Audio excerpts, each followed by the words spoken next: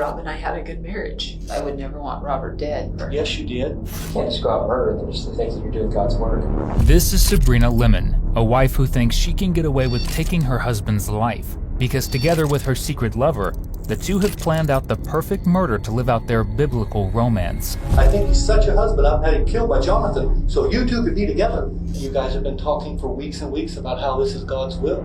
But as detectives begin to untangle the secrets behind Robert Lemon's murder, they will discover a tragic case of religious fanaticism, with two heartless monsters at the center of it all. Because he's a man of God, he's having an affair with a married woman. Hearing it out loud, it doesn't even... Sounds right.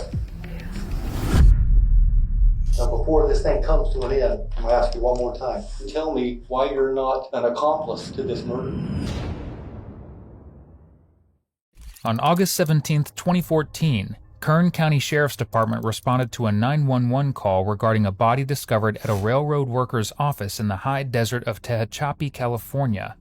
Inside, they discovered the body of 38-year-old Robert Lemon, a loving father, hard worker, and outdoor enthusiast. Rob was the last person anyone would expect to have enemies. But the fact that nothing in the completely isolated office was stolen indicated that this wasn't a robbery or a chance encounter. It was a planned hit. Police acquired photographs of one vehicle pulling in on the one-way road Rob was working at the day he was murdered, and immediately after, that same driver getting off his motorcycle and limping directly to the office Rob was working in. Initially, that lead was all they had. Rob's wife, his high school sweetheart, Sabrina, seemed devastated by the murder, which only made detectives more desperate to solve it. And in their desperation, they got an unexpected lead. One of Rob and Sabrina's friends called the Kern County Sheriff's Office to report that a friend had called him not once, not twice, but repeatedly, sobbing and saying he felt bad about Rob's death. That man was 24-year-old Jonathan Kern, who police quickly learned was having an affair with Sabrina. Sabrina eventually confessed to police that she was having an affair with Jonathan, but that had nothing to do with the murder, which obviously police didn't buy.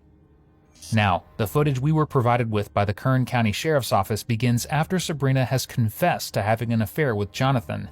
As you can see in the files we received, there's a little something missing.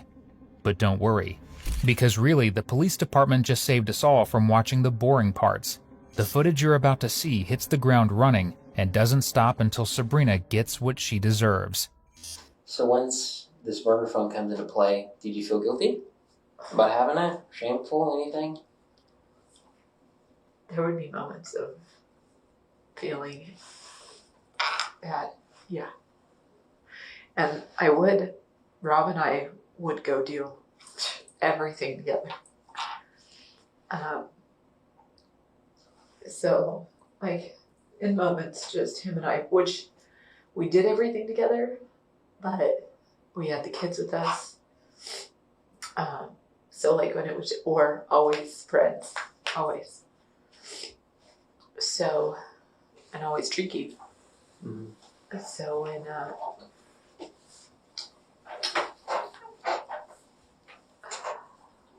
when it was just him and I, there were times where, like, I kind of tried to be a little more honest. I'm not saying, like, here's the deal, you know. But I mean, he was aware of, you know, things not being quite perfect. Sure. And me being distracted, but he was also distracted, you know. I'm not blaming him. What was he distracted with? He was distracted with everything. I know he didn't like to get on websites. He was distracted with his phone a lot. People.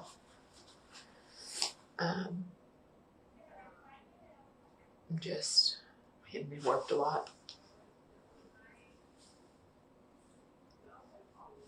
And then you were distracted with Jonathan, with the thought of that relationship continuing and growing and all that stuff. I was just living in it, you know. It was just kind of like juggling it, you know. Did it feel like that 8th grade high school love, like you felt when you first met Rob? I'd been with Rob for so long, and we were just like buds, where to where this was different. Sabrina loved to present herself as the perfect partner. She and Rob attended every church service, event, and Sunday supper you can imagine. Underneath it all, though, things weren't as squeaky clean as they seem. Because the only reason Sabrina got a burner phone was because Rob caught her texting another man. Now, this wouldn't be totally unusual for Sabrina, because the two were swingers. And, obviously we're not talking about playground enthusiasts here. When Rob realized the relationship was a romantic one outside of their agreement, he asked Sabrina to end things. But instead of doing so, she got a secret phone to text John on, not just to plan dates, but to plan a murder.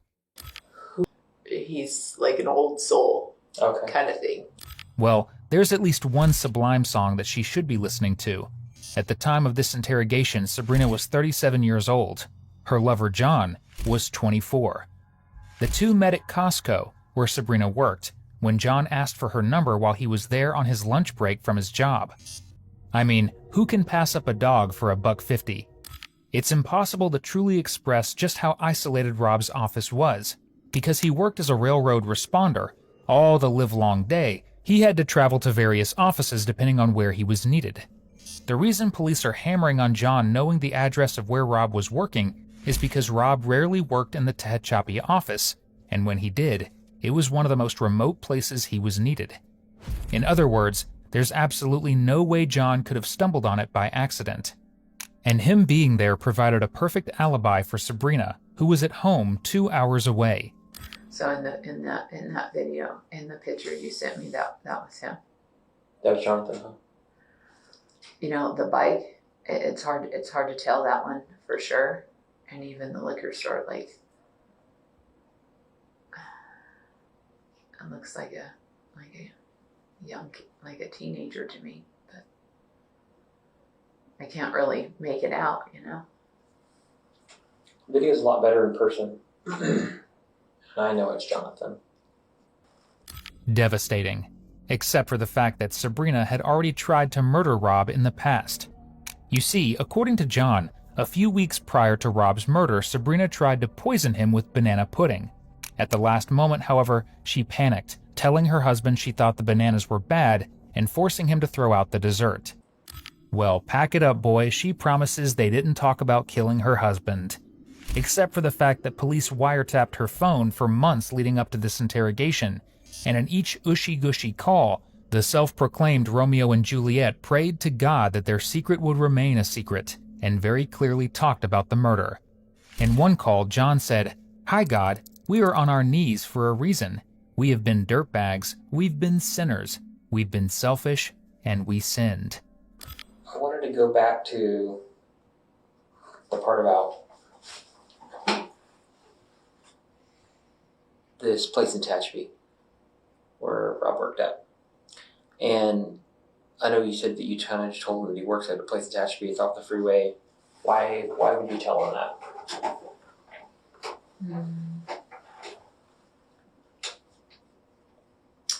We had talked about like what Robert does, and just like how